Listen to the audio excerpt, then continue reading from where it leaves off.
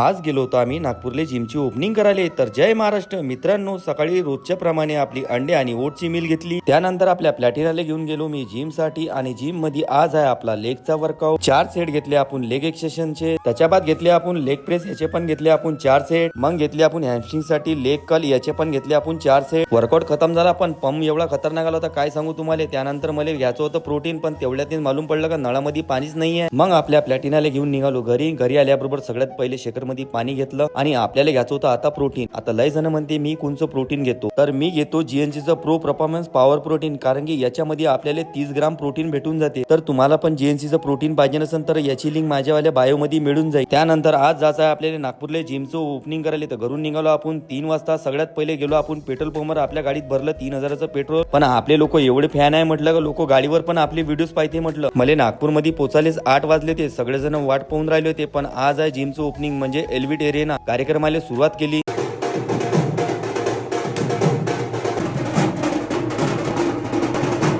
कार्यक्रम झाल्यावर म्हटलं थोडासा वर्कआउट करूनच घ्यावं. तेवढ्यातच म्हणते योगेश भाऊ थोडीशी आपण पोजिंग करू. पोजिंग केली, त्यानंतर आपण निघालो आपल्या घरी जासाठी. तर आजचा ब्लॉग आपण इथंच खतम करू. भेटू उद्याच्या नवीन ब्लॉग मध्ये. फॉलो करायला विसरू नका. जय महाराष्ट्र मित्रांनो.